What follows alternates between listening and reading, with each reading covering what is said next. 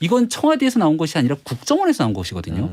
근데 여러 가지 상황상 2009년도면 벌써 공소시효 다 지났던 옛날 일인데 네. 이게 이제 국정원으로부터 시작되는 일들로 볼 수 있고 정치는 오해가 없어야 되는데 대한민국의 현재 국정원장은 박지원 원장. 정치 구단으로 누구보다 정치에 영향력을 행사할 수 있는 사람이다 보니까 야권 진영에서는 굉장한 의구심을 가질 수밖에 없는 거죠. 이런 정치 공방들이 맞서고 있고 특히 이거의 정치적 함의를 하나만 더 해석하면 그 유력한 대권 주자인 윤석열 전 총장이 참전할 하등의 이유가 없거든요. 선을 그어야 되는데 그걸 좀 긋지 못했던 측면들이 있는 것 아닌가 싶고요. 윤 전 총장이 얘기해야 되는 건 이제 이게 시사특공대. 최재형 전 감사원장이 전격적으로 감사원장 그만두고 한 2주 조금 지나서 네. 입당했습니다. 어제 밤 정도에 막 얘기들이 좀 돌더라고요. 내일 뭔가 있을 것 같다. 근데 아니나 다를까 최재형 감사원장이 어제 이준석 대표를 만나고 나서 아주 전격적으로 오늘 오전에 입당 결정을 내렸고요. 일각에서는 들어오는 거는 기정사실일 건데 네. 시간 텀을 좀 주지 않겠는가라고들 많이 예측을 했습니다. 이유는 감사원장을 지내다가 사실 중간에 나왔기 때문에 정치 참여에 대한 기본적인 명분이 좀 떨어지는 건 사실이에요. 네. 그러니까 바로 정당에 들어가면 정치적 중립에 오해가 있을 수 있고 정치를 하더라도 약간의 텀을 두면서 바깥에 머물러 있지 않겠는가라고 하는 얘기를 했는데 최재형 원장 입장에서는 명분보다는 실리를 택한 것 같습니다. 만약 본인의 지지율이 좀 높게 담보돼 있고 전국적인 슈퍼스타 인지도를 갖고 있으면 아마 그렇게 갔을 텐데 국민들 중에 최재형 감사원장 모르는 사람이 많아요. 네. 정치에 관심이 없는 분들 입장에서는. 그러니까 당의 윤석열 전 총장보다 먼저 입당하고 그렇죠. 당에 있는 주목도를 높이면서 일단은 지지도를 높여야 되는 실리를 선택한 것이 아닌가 생각됩니다. 차별화 전략을 하죠. 네. 윤석열 전 총장하고는 완전 다르게 아마 할 거라고 했는데 정말 다르게 네. 정말 최대한 빨리 입당한 모습이고 김영우 단장이라고 표현하겠습니다. 김영우 네. 전 의원을 했을 때 그때부터 김영우 의원이라면 뭐 국민의힘 소속이기도 하고요. 삼선 의원이죠. 삼선 하다가. 삼선 의원 이번에만 불출마했죠. 불출마해가지고 안 하는 상황인데 했을 때부터 입당을 곧 하겠다. 하게 할 것이다. 그리고 국민의힘 쪽을 많이 보고 있고 윤석열 총장하고는 완전 다르다라는 것들을 보여줬는데 생각보다 더 빨리 입당을 한 것 같습니다. 어떻게 예상했던 잘하고 있는 것 같아요. 잘한 것 같아요. 예, 그건 감사원장 그만둔 거는 뭐 잘한 일이라고 할 수는 없지만 네. 어쨌든 본인이 정치를 뜻을 품었으니까 윤석열 총장 측 같은 경우는 지금 뭐 공보 라인이나 정무 감각에 있어서 자꾸 기스가 나고 있고 자중 질환이 좀 많은 상황인데 이런 말 쓰세요. 일본 말입니까? 네. 하자. 흠집 이 나오고 있는 상황에서 최재형 원장은 굉장히 공보 라인도 굉장히 안정감 있게 김영우 의원 선임한 것도 그렇고 발빠르게 재지 않고 왜냐하면 윤석열 총장이 만약 입당하고 나서 뒤에 입당을 하면 그것도 좀 가리죠. 큰 의미가 없거든요. 가려요. 그러니까 차라리 먼저 움직이는 게 낫고 그리고 지금 코로나 4단계이기 때문에 네. 마땅히 밖에서 할 일이 없습니다.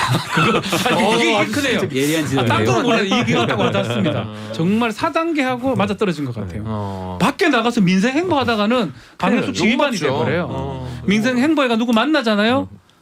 6시 후에 2 이상 3명 있잖아요. 그냥 무조건 위반입니다. 그러니까 자꾸 뒤에 뭐라고 하지 녹화 방송으로 나오잖아요. 윤석열 총장은 최장집 교수를 만났다. 만난 순간은 없고 이러니까 차라리 이렇게 빨리 움직이는 게 좋은 것 자, 같습니다. 그러면은 영향을 좀 줄까요? 윤석열 전 총장의 입당 혹은 정치 지형에 이 최재형 감사원장의 입당이. 윤 총장의 스트레스가 좀 늘어나는 거죠. 확실한 건. 왜냐하면 최재형 감사원장이 들어오면서 좋든 싫든 윤석열 전 총장과 같이 그림이 잡힐 거고요. 윤석열 전 총장의 다른 행보의 모습을 보이면서 이게 이제 윤 총장에 대한 압박이 가해지게 될 것이고 우리가 민주당의 경선 과정을 보면은 이재명 지사가 꽤 곤혹스러운 상황 아니었겠습니까? 네네. 유력한 1등이니까 모두가 다 옛날 주유소 습격 사건에 나왔던 영화 대사처럼 그렇죠. 집중포를 한 사람만 만든 거죠. 집중포하는 거죠.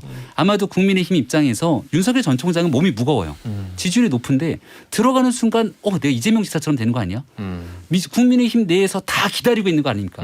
밖에 있는데 쏘아붙이면 안 들어올까 봐 얘기 못하지만 들어오는 순간부터 와 오늘 민주당 그 후보들 얘기하는 거 보니까 소름이 돋을 정도로 세더라고요. 진짜 경선 펀치가 때 세요. 격한 얘기들이 나오더라고요. 근데 최재형 원장 입장에서는 몸이 아주 가볍습니다. 어차피 지출이 없으니까 이제부터 올리면 되는 거거든요.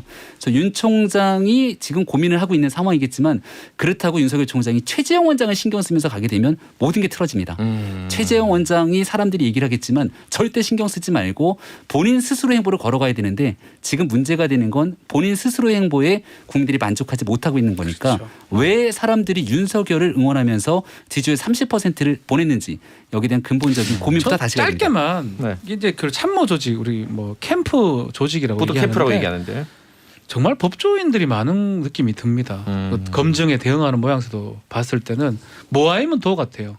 조 멘트보다는 좀 어떤 감정을 건드릴 수 있는 멘트가 있는데 아니 모르겠다 원칙대로 해야지요. 그러게요. 이렇게 하지 않다 아니면 아주 생생하게 뭐 검증해달라고 한다든지 이렇게 하는 거 봤을 때는 뭐 본인이 검증이나 이게 막 방어가 잘 안 되면 국민의힘이나 당에서 조직 보호를 좀 받는 것도 오히려 낫지 않나. 사실 가치는 공유하되 네. 출신은 다른 캠프가 제일 좋은데 지금 보면 비슷비슷해요. 비슷하 결국 기사 비슷하게 출신 아니면 변호사 그러니까. 이렇게 돼 있는 언론인 거 아니면 변호사. 우리가 너무 많이 봤잖아요. 그 언론인들도 대부분 법조 출입이라서 그러니까 거의 정치 같아요. 흔히 말하는 정치판에 제일 많은 사람들이 법조인 아니면 언론인이잖아요. 제가 봤을 때는 쟤도 법조인이지만 아무짝에도 소용이 없습니다. 그래 또 법지식하고 이 정치와는 또 좀 아니 굉장히 그러니까 막 정무적인 판단하는 거는 법조인들이 잘 못하는 것 같아요. 오히려. 맞죠? 그렇죠. 맞죠. 아니 솔직히? 법조인들은 윙백 이런 건데 잘해야 리베로 골키퍼인데 스트라이커가 있어야 안 되는데 돼요. 스트라이커가 없어요. 스트라이커가 막 법적으로 생각해가 차면 한 골도 못 넣어요. 막 쏴도 보면 들어오는 건데 결정 타임을 잡아야 되는데 그때 동물적인 법조인은 뭐- 감각으로 그걸 못 사람의 합니다. 마음을 법조인- 울리는. 제가 봐서 법조인 그거 할 수 있는 법조인 없습니다. 그렇죠. 박지훈 변호사라고 혹시 알아요? 저는 오히려 더 못하죠. 아니 그 김태현 TH 김 정도는 겸손한 양반이 아닌데 제가. TH 김 같은 사람을 좀 알았어요. 뽑아갔으면 좋겠어요. 알겠습니다. 자 오늘 다른 얘기 하나 또 이어가도록 하겠습니다. 이 앞에 가짜 수산업자라고 붙이는 이유는 진짜 수산업자들이 굉장히 열받을 수가 있기 때문에 가짜 수산업자로. 수산업자도 아니죠. 네. 금품 수수 의혹 연루자들에 대한 소환 조사가 시작이 됐습니다. 지금 상황이 어떻습니까? 지금 부부장 검사 원래 부장 검사인데 강등돼서 부부장 검사는 시계 등을 받았어요. 이분 또 이 양반 이 사람도 부정청탁법 김영란법 위반이 되는 거고 이 사람 비롯해서 언론인 공직자 한 7명 정도가 지금 조사를 받았는데 좀 눈에 띄는 부분은 이동훈 전 논설위원 이동훈 전 윤석열 대변인 같습니다. 네. 어제 이제 그제 조사를 받고 나오면서 그 관련해서 Y를 쳐달라. 근데 그 거절하니까 이게 공표됐다. 그 얘기를 하면서 공작 얘기가 지금 나오고 있습니다. 정치 공작이다 이것은. 뭐 그 후로 다른 뭐 사람을 언급하지는 않지만 여권의 실세 인사가 자기한테 그런 제안을 했다라고 하면서 요 사건이 향방이 조금 바뀐 상황이 아닌가 생각이 듭니다. 지금 기사 나오는 거 보니까 뭐 Y가 네. 윤이란 얘기는 뭐 연결 고리는 아직 없습니다만 윤석열 총장이 냈던 그 코멘트를 보면 이동훈 전 논설위원을 가리켜서 네. 믿을 그런, 만한 사람이다. 헛소리 같은 거 할 사람이 아니다. 그런 사람이 아니다라는 표현을 또 하고 있어요. 그렇죠. 근데 저는 사실 뭐 우리 김영민 최고위원도 있지만 잘못하면 잘못했다 하면 되는 거거든요. 누가 그거 먹도록 누가 공작 부렸습니까? 골프 같은 거 몰래 갖고 와가지고 집 근처에 놔두고 싹 가져가게 이렇게 함정 파놨습니까? 아니잖아요. 그게 아니잖아요. 그러니까 그거는 그거대로 인정을 해야 하고 뭐 해야 되는데 글쎄요 이렇게 대답해가지고 그럼 아예 얘기를 하면 되죠. 네. 누구다. 박모 씨 누구다 이렇게 얘기를 하고 그 사람이 그런 행동을 했고 그리고 그 법적으로 문제가 된다면 처벌해야죠.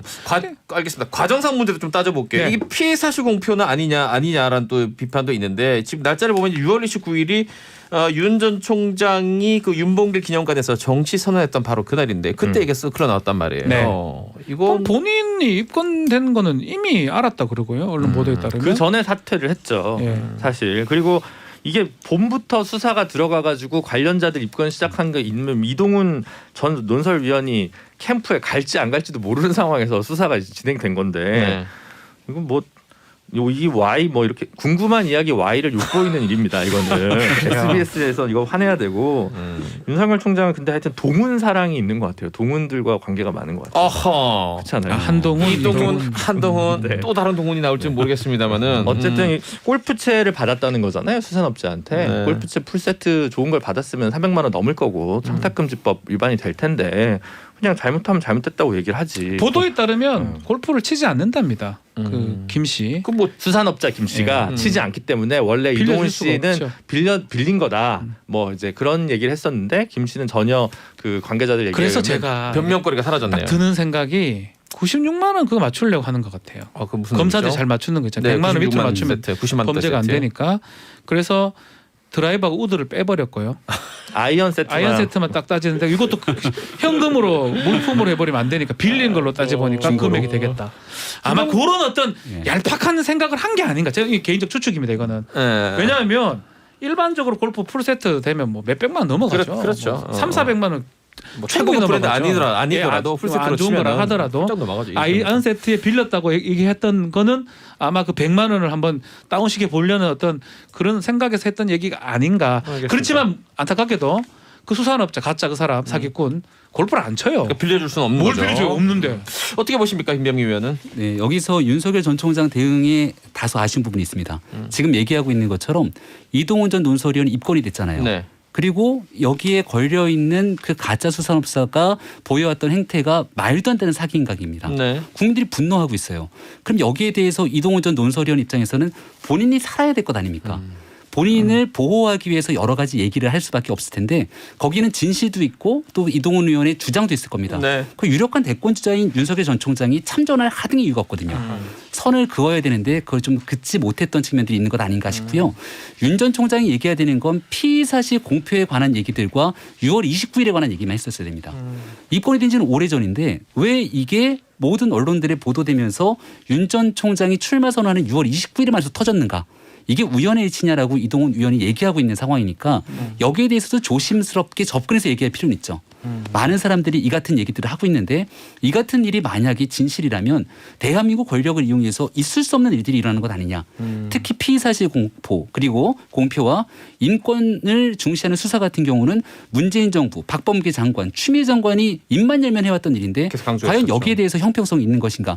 이런 얘기를 해도 아무런 주장. 이거라니까요. 문제가 되죠. 이게 전무 감각이죠. 이렇게 대답하면 이쪽으로 100점이에요. 100점. 물기를 이쪽으로 빼야 되는데 그걸 엉뚱하게 근데 대답한 이동훈 거잖아요. 논설위원의 얘기를 들으면 예전에도 유튜브 이종훈의 촉을 보는 것 같아요. 네. 약간 그러니까 본인의 주장들을 계속 하고 있는데 시원하게 그 사람이 누군지 얘기해야 됩니다. 근데 정권의 사람 뭐 이렇게 얘기를 하게 되니까 사람들은 궁금증은 커지지만 이니셜로 Y. 뭐 예, 이렇게 여기에 대해서 선뜻 누군가가 나설 수가 없는 거고 그렇죠. 이 문제는 지금부터 이동훈 전 논설위원 스스로 풀어야 될 문제지 이거를 윤석열 전 총장이랑 엮거나 정권에 핍박받는 프레임으로 설정해서는 문제가 잘 안 풀린다는 얘기를 꼭 좀 명심했습니다. 이게 뭐 전무 감각이라는 얘기를 하잖아요. 네. KH 김용을 빠졌지만 변호사가 아닌 법률가가 아닌 우리 법대로해서 우리 김병민 최고가 나왔을 때 이렇게 저 들을 말이 너무 많아요. 저라면 저렇게 알았어요. 무슨 말인지 알겠고. 법률가들은 그 한계가 있습니다. 그런 생각도 들어요. 이 왜 많은 사람들이 윤석열이라는 인물에 대해서 열광하는가. 그가 우리를 열광시켰던 말들이 있습니다. 이를테면 그때나 지금이나 정무감각 없는 건 똑같은 것 같습니다. 라든가. 그렇죠. 아니면 그렇죠. 저는 사람한테 충성하지 않습니다. 참 라든가. 사람한테 충성하지 않습니다. 그런데 그 우리가 열광했던 그 말과 이번에 한 말 그 없는 말 지어낼 사람이 아닙니다는 정확히 반대예요. 안 맞아요. 안 맞다니까요. 그러니까 윤석열 총장의 전 총장에 대해서 이 지지자들이 기대하고 열광했던 그 부분을 지금 깎아먹고 있는 거예요. 저런 발언들은. 그러니까 그게 공보 라인이든 뭐 어떤 라인이든 이거 사실 뭐 어떤 TV에 나가도 어디 나가든 간에 답변지를 준비하고 가야 돼. 이거 뭐 질문 당해서 나오는 거거든요. 준비가 된 답변인데도 그게 마음에 드는 답변이 아닙니다. 굳이 그렇게 얘기할 필요가 있나라는 생각이 들거든요.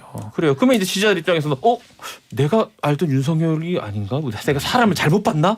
하고 갈 수가 있죠. 지금 그래서 지지율이 올라가지 않고 여기 떨어지는 박영수 모양새예요. 특검까지 연결돼 있잖아요. 그 얘기도 한번 해봅시다. 네. 이 특검이라는 게 좀 특이한 그렇죠. 뭐이 네. 지위잖아요. 네. 이 고위공직자라고 봐야 됩니까? 어떻게 봐야 됩니까? 근데 이게 특검법에 지금 그 형벌 처벌 관련해서는 공무원으로 본다라는 규정이 있어요.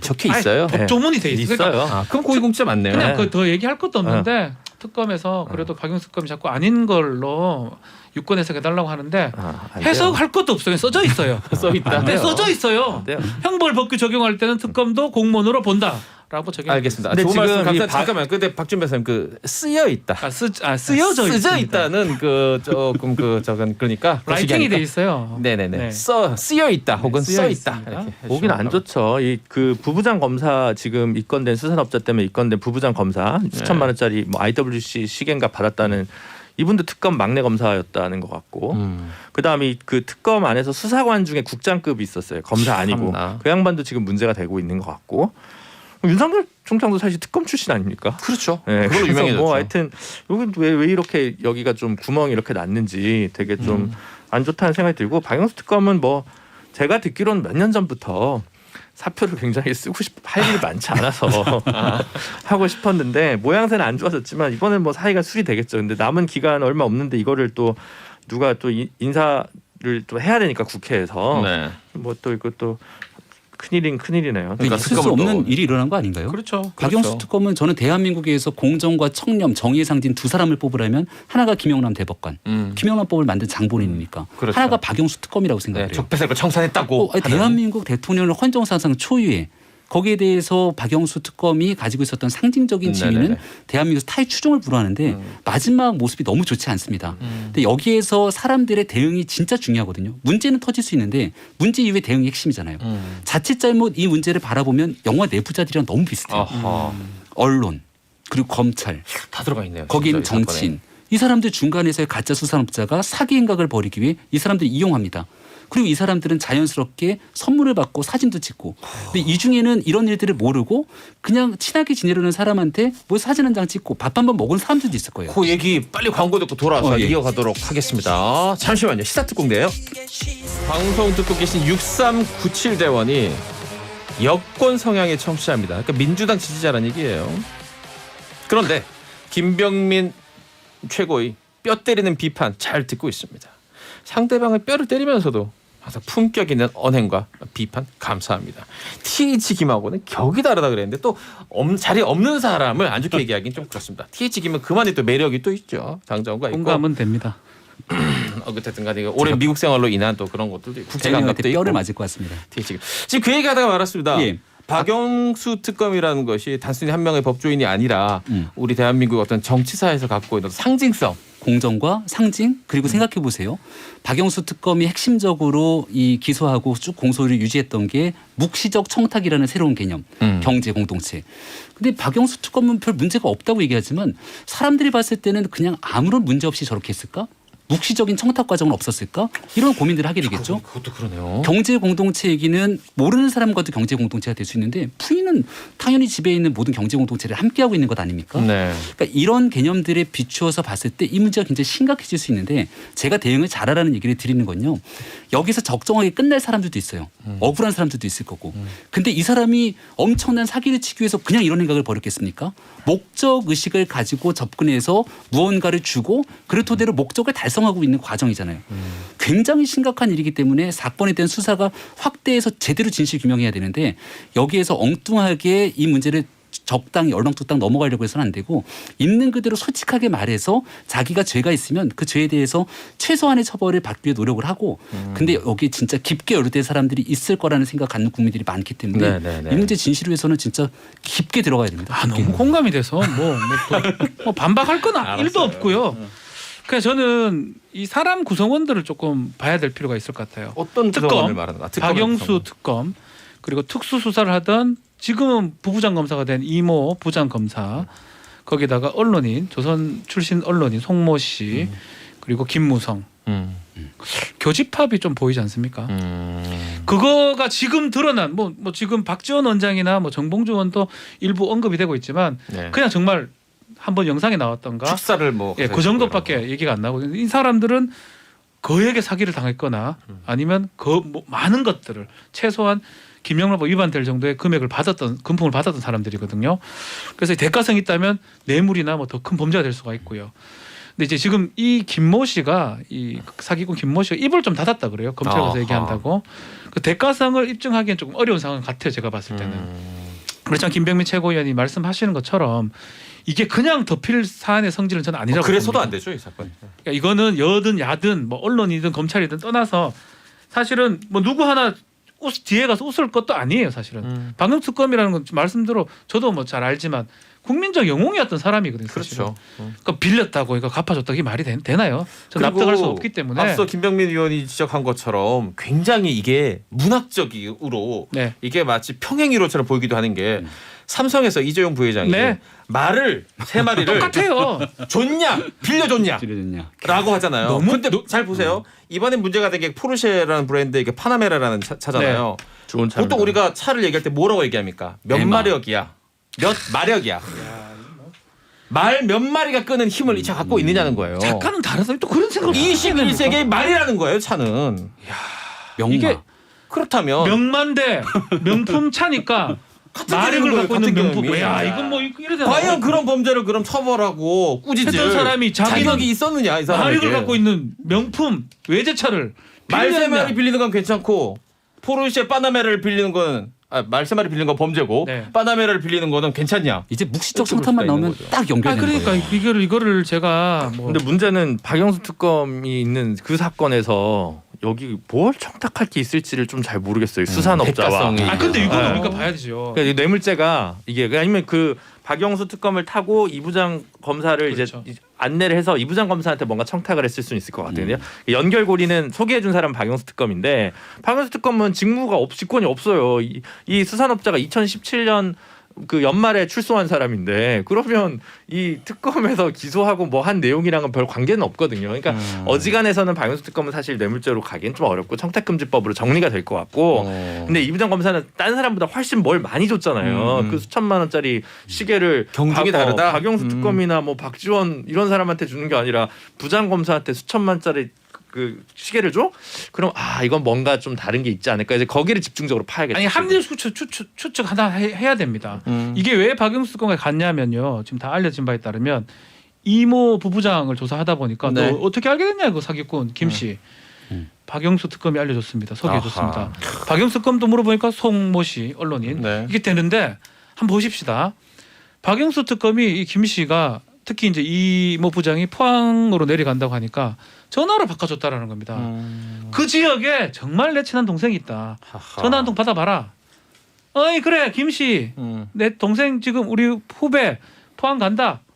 그렇게 친한 관계는 사실 저는 엄청나게 친하다고 봐야 되거든요. 그러게요. 이건 영화 내부자들에서 범죄와의 전쟁으로 넘어가는데요. 제가 오전민식 씨 같은 경우. 오늘 좀 했는데 이 뭐 문학과 영화를 아우르고 제가 있습니다. 법조인이지만 저도 뭐 변호사 검사들 알지만 요새는 검사들 만나는 거 쉽지 않습니다. 소개받는 것도 어렵고요. 그쪽에서 조심하죠. 지역 네. 유지 만나는 거 부담스러워서 안 만납니다. 네, 네. 상당한 신뢰감이 있어야 됩니다.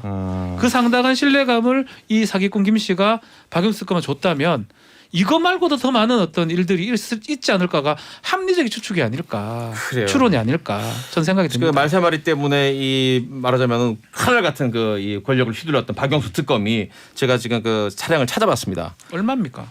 마력이 기본형이 336마력이고 이 좋은 그 트림은 642마력. 말을 600마리. 600마리를 그냥 한 번에 끄는 거랑 똑같다는 거잖아요. 그러게요. 600마리예요. 이렇게 세 흥분하시는 마리가 보니까 아니라. 잭진님 세 마리 평소 드림카가 이 차였나 보요. 그런 얘기는 하면 안 되고 방송에서 자 어쨌든 뭐 이 이야기는 좀 더 지켜보고 아까 저는 근데 김준우 변호사의 말에 저도 굉장히 공감을 하는 게 이 사람이 무슨 짓을 하고 다녔는지는 어느 정도는 보이는데 왜 잘 안 보여요 저는 솔직히 116억 어디 갔습니까? 왜 그렇게 했을까 이런 모르겠어요. 그러니까 고구리는 아직 잘 모르겠는데 입을 닫고 수사에서 얘기하고 있다고 하니까 결과가 좀 나오면 다시 또 우리가 얘기해 보도록 하겠습니다.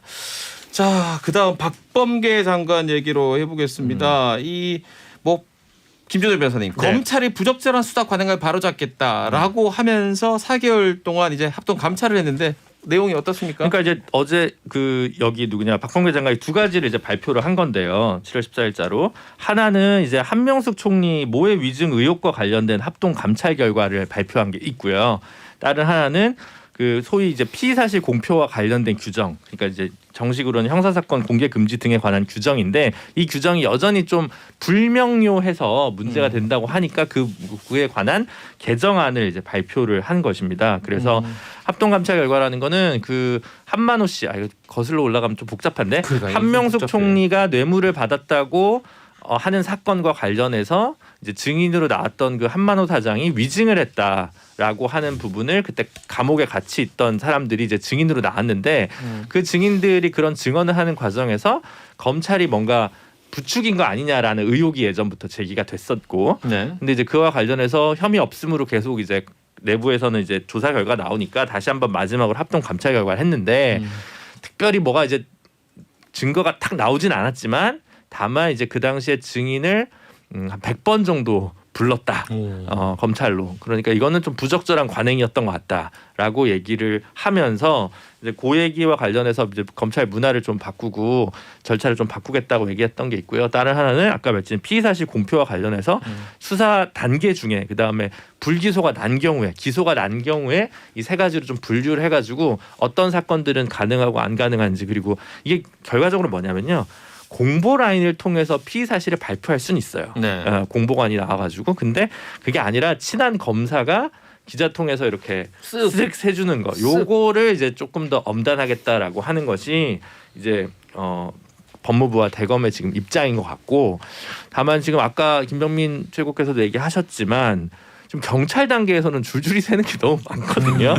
그러니까 이거 어떡하지? 이런 문제가 좀 하나 어떻게 발생. 다 막죠 이걸 진짜 경찰까지 내려가면. 근데 이제 이게 또 고민이 있는 거 아니에요? 그러니까 네. 제가 들어보기로는 예를 들어서 중대한 사건, 굉장히 권력 있는 사람이나 또 정치적으로 영향력이 있는 사건에 대해서 과거 같은 경우에 제대로 수사하려고 하면 여러 가지 외압이나 압박들이 들어오기 때문에 언론에다가 어느 정도 여론들이 조성되지 않으면 쉽지 않기 때문에 그렇게 갔다라고 하는 관행이 있는 것이고. 근데 두 번째는 이게 자칫 악용하게 되는 순간 있지도 않은 범죄나 작은 범죄를 가지고 한 명의 정치인이나 사람을 완전히 보내버릴 수 있는 거니까 두 개의 양단적인 측면들이 있는 것 같거든요.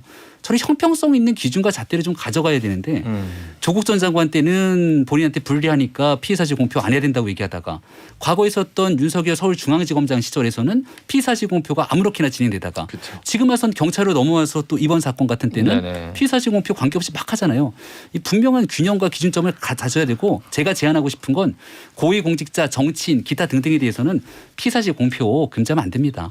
이거 국민들이 알 거리가 분명히 존재하기 때문에 잘못돼서 얘기하게 되면 그 다음 잘못된 것에 대한 책임을 검찰이 지고 언론이 져야지 이거를 이거는 막으면 안 된다. 법리적으로 헌법적인 헌법 정신이 좀 충돌하는 부분이 있네요 분명히. 그렇죠. 알 권리와 이렇게. 저도 공감을 하는 부분이고 그렇다면 이제 법이 있어야 되겠죠. 제도적으로 하려고 그러면 헌법적으로 구현을 하는 거는 법이니까 어떤 법이 좀 있어야지 가능한 부분이긴 한데 뭐 현행 단계에서는 뭐 그렇게 구별할 수는 없으니까요. 지금 법까지는 안 가고 박범계 장관이 제가 기억하기로는 어젠가 그젠가 이 피의 사실 공표에 대한 어떤 뭐 가이드라인이라고 하는 표현이 정확하겠죠. 내긴 했습니다, 그렇죠. 네. 근데 그 법은 아니잖아요, 그렇죠. 그렇죠. 이거 규정이니까 계속 장관이 바뀔 때마다 고칠 수가 있는 거예요. 검찰총장이나. 근데 이게 어려운 문제죠. 근데 지금은 어쨌든 검사들도 이제 이거 관련해서 입조심, 몸조심을 하고 있기 때문에 취재 관행이 좀 바뀌어서 예를 들면 그 뭐 조국 장관 사태 때 같은 경우도 이게 안 새니까 라인이 어떻게 가냐면 라인이라고 좀 약간 얘기하면 좀 그렇습니다. 예를 들어 그 PB 있잖아요, PB. 네. PB도 이제 이해관계자니까 거기에 있는 뭐 변호인, 참고인 진술을 하러 갈 때라도 옆에 변호사가 동석을 하면 그 변호사가 검찰이 물어보는 걸 들어요. 네. 그다음 이제 여기도 좀 자기 구명을 해야 되니까 그렇죠. 이런 걸 이제 이렇게 아는 기자를 통해서 이야기가 간다든가 좀 유리하게 하기 위해서 재판을. 그런 방식의 이제 여러 다른 루트 그렇죠. 검사 입에서 직접 나오지 수사기관만 아니면 않는 처벌 안 돼요. 그런 형식으로 지금 취재가 되고 있어서 그런 이제 취재 관행이 새로운 취재 관행이 형성되고 있다. 그런 서초동에서. 루트를 다 일일이 가리는 것도 사실은 쉽지 또 않죠. 행정 낭비고 현실적으로 가능해 보이지도 않고. 원칙을 정해야죠, 원칙을. 그렇죠. 아니면 또 진짜 아니, 그게 이게 문제가 되는 게 좀 꼼수를 부리니까 문제가 되는 것 같아요. 저는 이걸 정치적으로 이용을 하려고 하니까 검찰에서 그러지 않는다면 저는 사실은 원칙대로 갈 수 있다고 생각이 들거든요. 지금 뭐 금방 김병민 의원이 얘기한 네, 것도 맞습니다. 이 수사 대상으로만 한정하자. 그렇죠. 대상에서 어느 정도 급이 되면 네. 나머지는 그냥 다 맞고 그 대상 우리가 국민의 권리가 국민들이 궁금해 할 만한 맞습니다. 사안이나 사람에 대해서는 이거 막으면 안 된다라는 것도 저 공감합니다. 김영란법 대상자에 한정하자. 너무 맞추자. 너무 너무 넓은데 좋다. 너무 기준을 넓은데 근데 거의 다 걸리는데 너무 넓어요. 너무 넓은데. 그냥 선생님들도 걸리는 거예요. 초등학교 교사들도 다 걸리는 거예요. 자, 알겠습니다. 이 얘기도 한번 해보겠습니다. 이문정 검사 얘기를 해볼게요. 이거 관련해 가지고는 지금 어떻게 수사가 돼가고 있습니까, 김준호 변호사님? 지금 요거는 공수처로 고발이 들어가고 있는데 추가적인 소식을 정확히 모르는데 이것도 이문정 검사가 요건 관련해서 오히려 역으로 네. 자기 감찰 결과 제대로 안 되니까 뭐 이런 일이 있었는데 왜 감찰을 못하냐, 내가 기록을 다 보고 있다. 근데 윤석열 총장이 나한테 업무를 안 준다. 그래서 직무가 실질적으로 배제되는 일이 있었거든요. 그래서 거기에 대해서 이문정 검사가 페이스북에 뭘 썼는데 이문정 검사가 역으로 피의 사실 공표한 거 아니냐. 여기 왜 처벌 안 하냐. 이런 식의 이제 그 반대 진영에서의 비판이 있었고 이걸 가지고 이제 현직 검사가 한 일이니까 공수처로 들어갔는데 이게 지금 수사가 어느 정도 진행되는지 모르겠네요. 공수처에서 뭐 압수수색도 하고 뭐 했다고 하는데 지금 공수처가 지금 사실은 어디로 총을 쏘는지는 잘 모르겠습니다. 이거는 뭐 이제 그 느낌인데 인상주의 비판 같은 거예요. 이 공수처로서 사건이 넘어가잖아요. 네. 힘이 쭉 빠지는 느낌이에요. 저도 뭐 인상주의 비판. 힘을 좀 실어주고 싶지만 그런 인상을 지울 수가 없는데요. 그리고 아니, 지금 사람이 네. 없어요. 살아요 없어서 이 그렇습니다. 저희 프로그램 게시판만 봐도 알 수 있는데 어떤 문제에 대해서는 우리가 얘기를 하는 순간 글이 쫙 올라옵니다. 네. 어떤 사안에 대해서는 조용해요. 지금 이 사안 조용합니다. 일단 넘어가시죠. 여러 차례 나왔고 오래됐고 왔다 갔다 하고 이러다 보니까 사람들이 아 뭐야 그 얘기는. 근데 하나만 좀 복잡하고. 이거 연기는 좀 돼야 되니까 아마 맥이 빠진다 하더라도 공수처 하는 사건들을 제가 좀 하나하나씩 보니까 기록 검토를 많이 하는 것 같아요. 기록 검토해서 법리로 좀 바꿀 수 있는 거는 하는 것 같아요. 그러니까 사람이 없다 보니까 좀 쉽게 할 수 있는 것 우리가 좀 속칭 말하는 그렇다고 봤을 때 이 사건도 지금 윤 총장 관련된 감찰 배제했던 그 부분인데 이것도 이문정 검사가 아마 피해자 아닌 피해자니까 많은 얘기를 했다 그러면 기록상으로는 조금 많이 전진이 돼 있는 거 아니냐. 그게 아니라면 굳이 이거를 가져와서 할 이유는 없었거든요. 그래서 저는 뭐 개인적인 생각이긴 하지만 요거는 그래도 곧 결론은 날 것이다. 뭐 가타부타. 좀 질질끄러운 뭐 그 느낌이 있지만. 왜냐하면 이문정이 와서 다 얘기하면 끝이에요.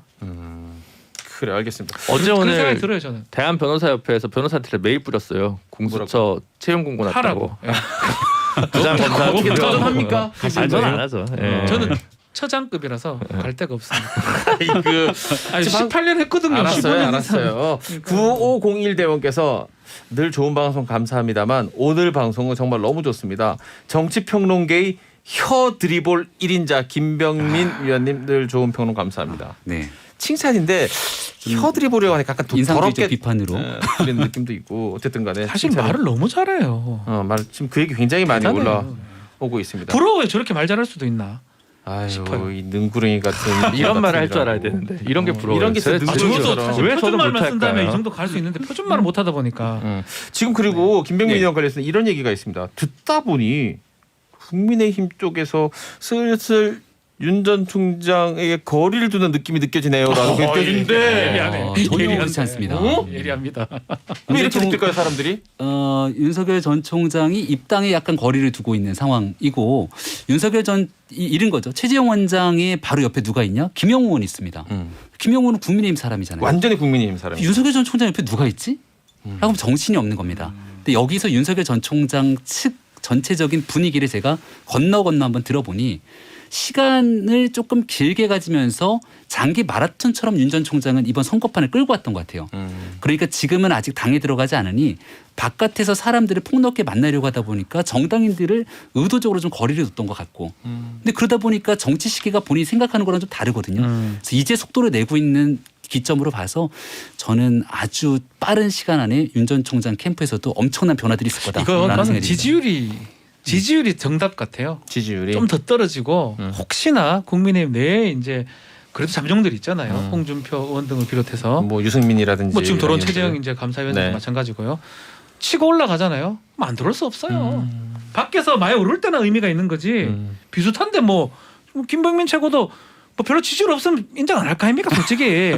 안 그래도 지금 리얼미터에서 아닙니까? 주도한 걸 보면은 지금 계속 그 승승장구 하다가 4개월여 만에 20%대로 지지율이 하락했다 이런 또 얘기가 있고 더 지금 떨어질 것 같아요. 뚝뚝뚝뚝뚝뚝뚝. 바람이에요 전망에. 아, 바람 제가 뭘 바라겠습니까? 뭐 알지도 못하는 네, 이게 20%대로 하락인데 20%대 후반이거든요. 그러니까 조금 경미하게 빠지고 있는 건 맞는데 이걸 이제 어떻게 본인이 극복하냐 여부에 달려 있는 거고 네. 여전히 국민의힘과 야당 전체적인 대선자를 놓고 보면 독보적으로 높습니다. 1등급이죠. 예, 그러니까 이걸 이제 그래요. 윤 전 총장 위기를 잘 한국 관리해야죠. 대선 주자의 지지율은 늘 얘기하시지만 바이오 주식 주가 같습니다. 정답이에요. 너무 역동적이에요. 너무 역동적이에요.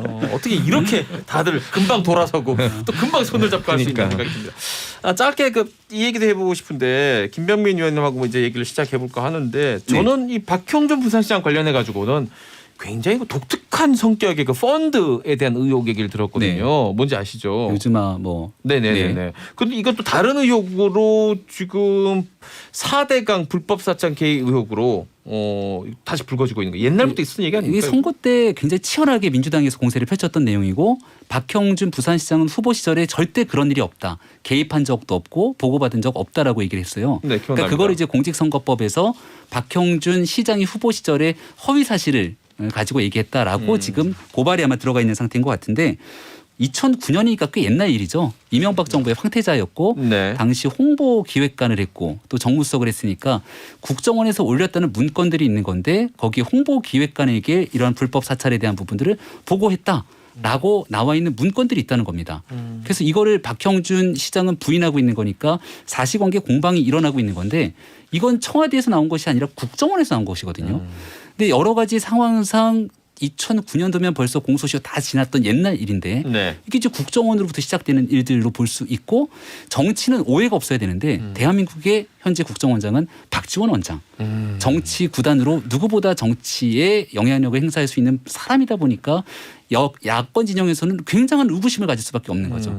이런 정치 공방들이 맞서고 있고 특히 이거의 정치적 함의를 하나만 더 해석하면 대선이 다가오잖아요.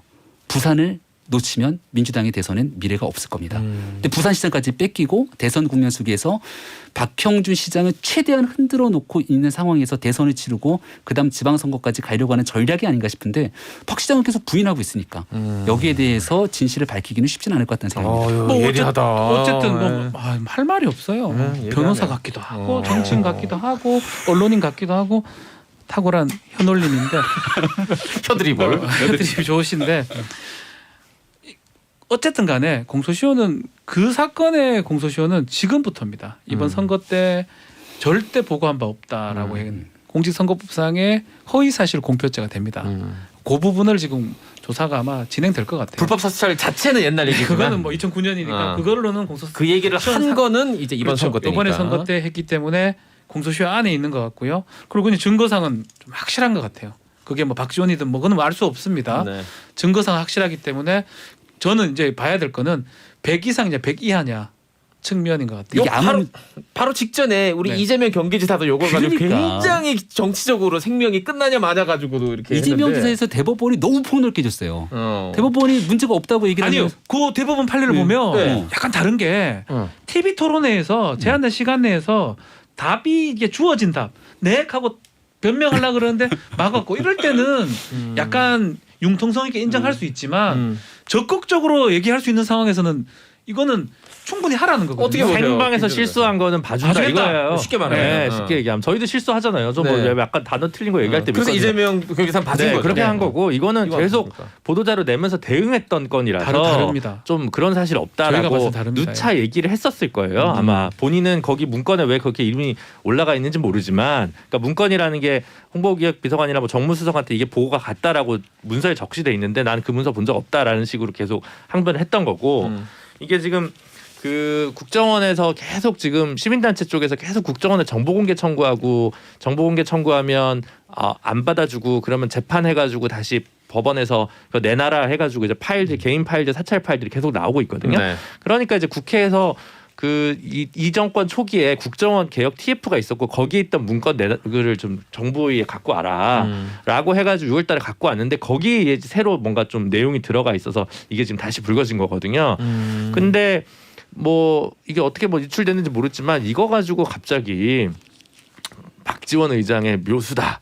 뭐 간계한 국정원장이 지금 선거 개입을 하다 이렇게 갖고 오는 거는 조금 부당한 것 같고, 예, 그 이건 왜냐하면 그렇게 만들려고 해야 만들 수가 없거든요. 이게 지금 몇 년 동안 계속 그 광노현 전 교육감이나 이런 분들이 국정원 상대로 계속 정보공개 청구하고 소송했던 그 역사가 있어요. 내 지금. 나라 예, 내 파일. 내 나라 내 파일이라고 해서 그래서 이걸 위해서 그때부터 준비를 했다? 이거는 조금 오버가 있고, 근데 이제 시기가 굉장히 불편부당하고 어쨌든 박형준 시장 입장에서는 굉장히 좀 부담스럽긴 할 것 같아요. 저는 뭐 이게 뭐 이론대로라면 100만 원 벌금 이상이 될 가능성이 높아 보입니다. 그래요? 그럼 당선 취소형이 나올 수도 그게 있겠네요. 이제 선거가 얼마 안 남았잖아요. 그렇죠. 되자마자 다시 또 선거예요. 근데 상관은 없어요. 근데 그 기간 동안에 대법원까지 대법까지 간다면 가려면은 이미 이게 넘어가게 항상 되는데 문제야. 그리고 상관없어요. 제가 말하는 건 이게 100만 원 이하가 나오거나 아니면 무죄로 다 정리가 돼서 끝날 가능성. 왜냐하면 그것도- 사실관 계기는 어렵기 때문에.